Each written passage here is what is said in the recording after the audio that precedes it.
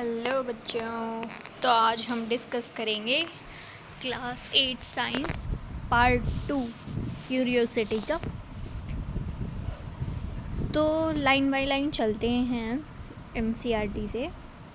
So these forces are connected to powerful weather events like storms, cyclones that affect our daily lifes, agriculture and even our safety. मतलब हमने क्या बोला था कि last class में हमने पढ़ा था कि फोर्सेस जो हैं वो कैसे किसी चीज़ को इफ़ेक्ट करती है, और प्रेशर की वजह से क्या है, विंड का जब प्रेशर ज़्यादा होगा ना तो क्या होगा, साइक्लोन आता है। और जब विंड का प्रेशर कम होगा तो धीमे धीमे हवा चलती है। इसका एग्जांपल आप नॉर्मल लाइफ में देखना कि कभी भी आप, जैसे कोक की बोतल है, बाहर का प्रेशर कम है, अंदर कोक की बोतल में ज़्यादा प्रेशर है, तभी तो उसे खोलते हैं, तब एकदम से फट से आवाज़ आती है ना। या फिर कभी कभी अगर आप हिला के उस बोतल को एकदम से खोलते हो तो क्या करता है, कोक बाहर आती है जल्दी से। वो इसीलिए होता है क्योंकि अंदर का प्रेशर ज़्यादा है और बाहर का कम है। और जहाँ भी प्रेशर ज़्यादा लगेगा तो क्या होगा, वहाँ पे पुश ज़्यादा होगा, फोर्स ज़्यादा होगी। अब किसी को आप आराम से खड़ा है, कोई ऐसे थोड़ा सा हाथ लगा दो तो क्या है, थोड़ा सी हल्का सा हिलेगा या वो हिलेगा भी नहीं। लेकिन एकदम से अगर आपके पीछे से कोई आके खींच के धक्का लगाएगा तो क्या करोगे, आप गिर जाओगे। तो यही है, प्रेशर ज़्यादा होगा तो मूवमेंट होगी ऑब्जेक्ट्स के बीच में, और अगर प्रेशर कम होगा तो इतनी ज़्यादा वो नहीं होगी। सेम विंड के केस में है, अगर प्रेशर ज़्यादा होगा एयर का तो वो साइक्लोन या फिर तूफ़ान में कन्वर्ट हो जाता है। और अगर प्रेशर कम होता है तो जो नॉर्मल हवा जैसे अपनी चलती है ना, तो वो होता है। ठीक है, आई होप सो आपको समझ आया होगा। अब आगे हम पढ़ेंगे to truly understand how air can exert pressure or why water boils at a certain temperature. We need to zoom into these materials and see what kind of particles they are made up of and how they move around. मतलब इसमें आपको simply ये समझाया जा रहा है कि आपको अगर पता करना है कि एयर जो है वो प्रेशर एक्सर्ट करती है या फिर पानी उबलता है किसी सर्टेन टेम्परेचर पे, तो हमें ये पता करना है कि अलग अलग पार्टिकल्स जो होते हैं ना उसका अलग अलग टेम्परेचर होगा। फॉर एग्ज़ाम्पल, आप वाटर को बॉईल करोगे तो वो अलग टेम्परेचर पे बॉईल होगा। अगर आप ऑयल को बॉईल करोगे वो अलग टेम्परेचर पे बॉईल होगा। ठीक है, सॉलिड का पे प्रेशर ज़्यादा लगेगा। मतलब यूँ अगर फॉर एग्ज़ाम्पल कि आपके पास क्या है, एक वुडन ब्लॉक है, अगर आप उसको एक जगह से दूसरी जगह हिलाना चाह रहे हो तो आपको ज़्यादा फोर्स लगानी पड़ेगी। तो पार्टिकल पे भी डिपेंड करता है कि कैसा मटेरियल से कोई पार्टिकल बना हुआ है और कैसे वो मूव करेगा। ठीक है, तो अब आगे हम इसके बारे में पढ़ेंगे। Everything around us is made up of tiny particles. मतलब हमारे आसपास जितनी भी जो चीज़ें हमें देखने को मिलती है ना, वो छोटे छोटे पार्टिकल्स से बनी होती है। In materials there are solid, these particles can't move much, while in gases they can move around freely.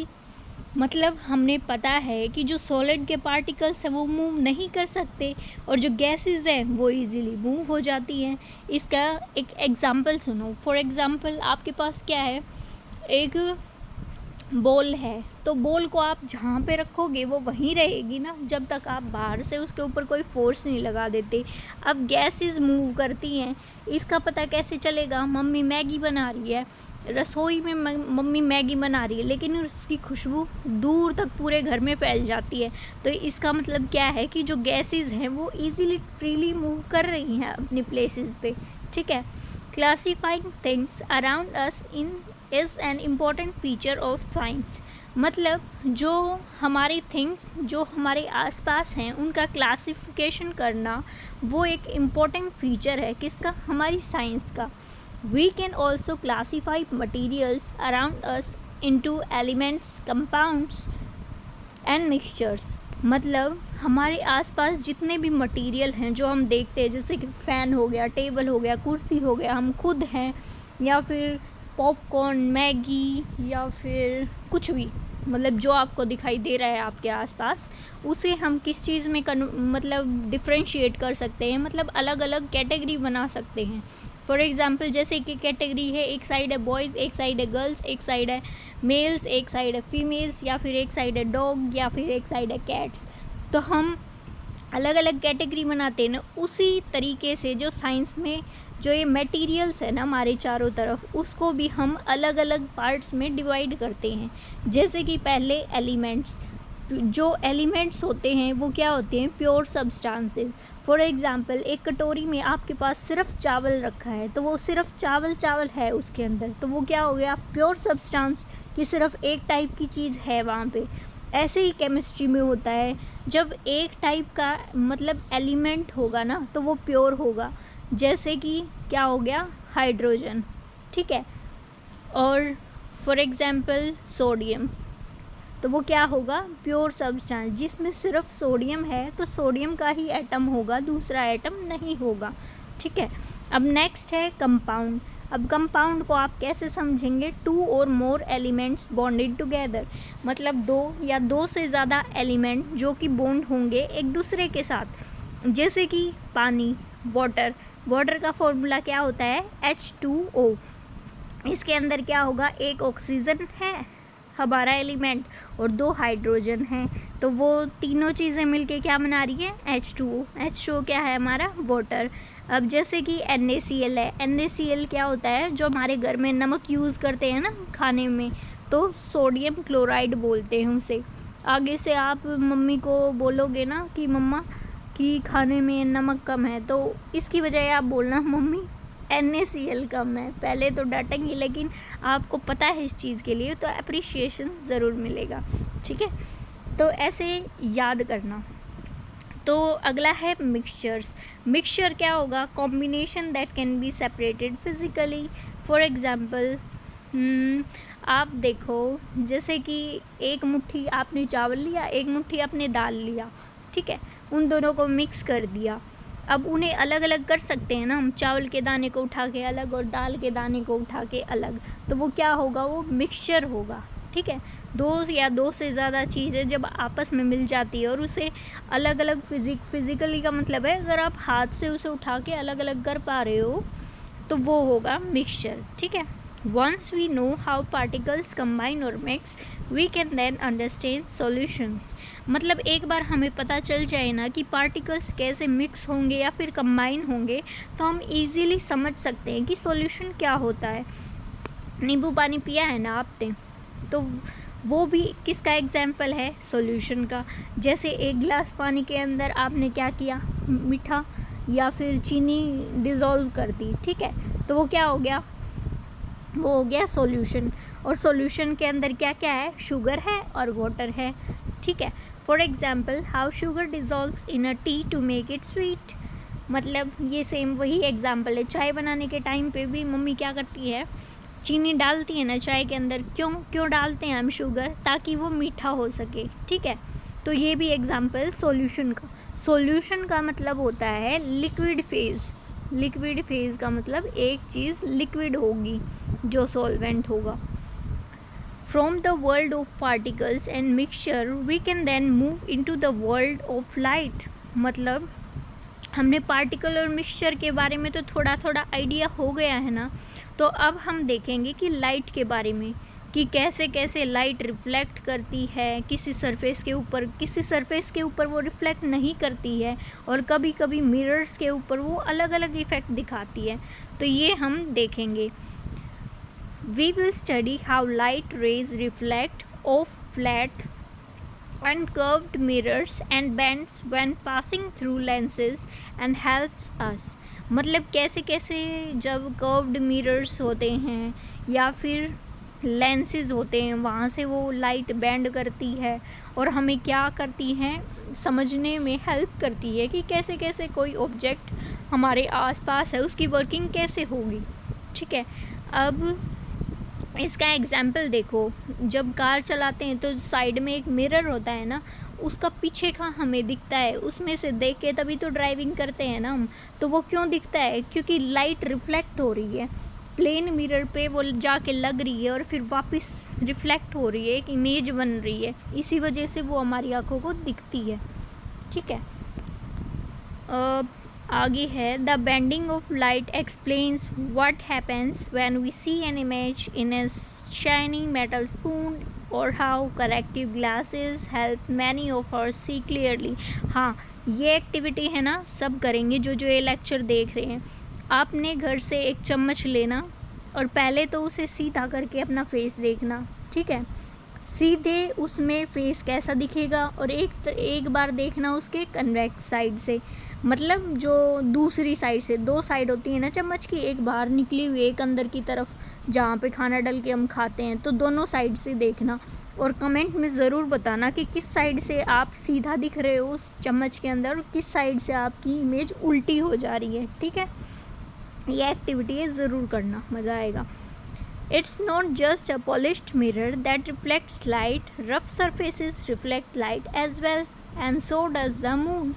मतलब ज़रूरी नहीं है कि जितने भी पॉलिश्ड मिरर्स हैं, जो मतलब पॉलिश्ड मिरर्स का मतलब वो होता है कि वो मिरर जो एक साइड से तो प्लेन होंगे, ठीक है, और पीछे की साइड से हम कोटिंग कर देते हैं ब्लैक कलर की, तभी तो हमें अपनी इमेज दिखेगी ना।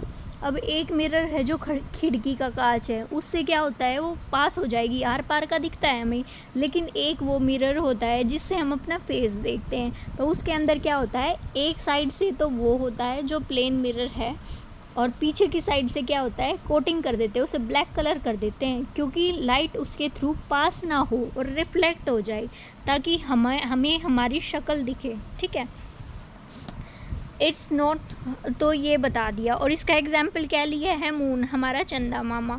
तो हमारा चंदा मामा क्या है, मतलब पॉलिश्ड मिरर तो नहीं है ना, और फिर भी उनकी इमेजेस दिखती है depending on the relative position of the earth, moon and the सन।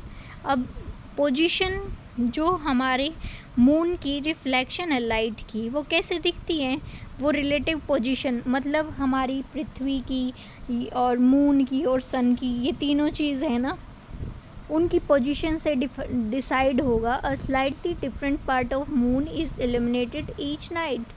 मतलब हर रात आप देखना थोड़ा थोड़ा सा पार्ट है ना मून का गायब होता दिखाई देगा, giving rise to a beautiful phases of moon that we see in the sky. अपनी मम्मी से जाके पूछना कि 15 दिन के लिए तो चांद पूरा, मतलब चांदना होता है, और 15 दिन के लिए क्या होता है, अंधेर लगता है। ठीक है, वो आपकी मम्मा को बहुत अच्छे से पता होगा, तो ये ज़रूर पूछना। और ये इंटरेस्टिंग है, एक बार बाहर निकल के रात को चांद को देखना, उसके है ना अलग अलग वो होंगे, जो एक बार तो पूरा दिखेगा, ठीक है, और फिर क्या होगा, धीरे धीरे धीरे धीरे वो आधा होता चला जाएगा, और एक टाइम ऐसा आएगा वो बिल्कुल छोटा सा दिखेगा। आप देखो जो इमेजेस हैं इसके अंदर, सेम ऐसे ही। और इसी वजह से क्या होगा, हमारे मून की ब्यूटीफुल पिक्चर्स हमें दिखती हैं। Watching the periodic cycles of the moon's face allowed humans to come up with the first calendars. मतलब हमें कैलेंडर्स का पता भी इसी वजह से लगा है, क्योंकि हम मून के फेजेस को देखते रहते हैं। ठीक है, by combining careful observation of sunrises, sunsets and lunar cycles, various calendars came into being। मतलब जो हमारे ये कैलेंडर बने हैं ना, ये पता चला है, ये इन्हीं की वजह से हैं। अब क्या है, अब घड़ी है हमारे पास, लेकिन जो पहले के टाइम थे ना, राजा महाराजा या उससे भी पहले के, तो वो क्या करते थे, वो सन की पोजीशन को देखते थे। आपके दादा दादी से जाके पूछना, वो बताएंगे बिल्कुल एग्जैक्ट। उस टाइम पे क्या होता था, घड़ी नहीं होती थी, वो क्या करते थे, सन की पोजीशन को देखते थे। जैसे जब सनराइज़ होता है तो ईस्ट में होता है, फिर थोड़ा सा आगे बढ़ता है, थोड़ा सा आगे, और 12 o'clock जब होगा, दिन के 12 बजेंगे ना, तो सूरज बिल्कुल अपने सिर के ऊपर होता था, और फिर धीरे धीरे आगे चलता था, तो उससे पता लगता था टाइम का कि कैसे कैसे टाइम आगे बढ़ रहा है। तो ये कैलेंडर सेट करने में भी हेल्प किया था। ठीक है, isn't it fascinating that the calendars which determine our routines on the earth are linked to the motions of objects far beyond our planet। मतलब कि ये सुनने में अच्छा लग रहा है ना, बिल्कुल क्यूरियोसिटी आ रही होगी एकदम से दिमाग में, वाओ, ये कैसे होता होगा कि सन को देख के टाइम का पता लग जाता था, या फिर मून की साइकिल से पता चलता था कि कैसे कैसे दिन मतलब बीत रहे हैं, कैसे हमारा कैलेंडर बना, जबकि ये तो हमारे अर्थ से बहुत दूर हैं, है ना, यूनिवर्स के अंदर। तो ये इंटरेस्टिंग फैक्ट है, इसके बारे में थोड़ा सा सोचना, ठीक है। But it's not just calendar और the movements of the sun and moon that are linked, मतलब ये सिर्फ कैलेंडर्स या फिर मूवमेंट से लिंक नहीं होता है सन और मून की। Right here on the earth, मतलब हमारी अर्थ के ऊपर, there are marvellous and complex pattern of relationship between living organism and their environments. मतलब हमारे अर्थ के ऊपर क्या है ना, बहुत सारे विचित्र और कॉम्प्लेक्स पैटर्न्स हैं किसके रिलेशनशिप्स में, जो कि हमारी एनवायरनमेंट है उसके बीच में और लिविंग ऑर्गेनिज्म जो हम जीवित प्राणी घूम रहे हैं उनके बीच में। Every living being from tiniest insect to largest whales, from blades of grasses to tall trees, depend on and responds to the air, water, sunlight and other organisms around them, forming the ecosystem that support life on our planet। मतलब इससे ये पता चलता है कि हमारी जो सबसे छोटे से छोटा जैसे चींटी है वो हो गया, या बड़े से बड़ा जैसे वेल है वो, फ्रॉम ब्लेड्स ऑफ ग्लासेस, मतलब छोटे छोटे ग्रासेस के ब्लेड्स, या फिर लंबे लंबे ट्रीज, सब पे डिपेंड करता है क्या, हमारा इकोसिस्टम कैसा है, लाइफ है, पॉसिबल है नहीं है, डिफरेंट टाइप्स के ऑर्गेनिज्म है। तो आज के लिए इतना ही, थैंक यू।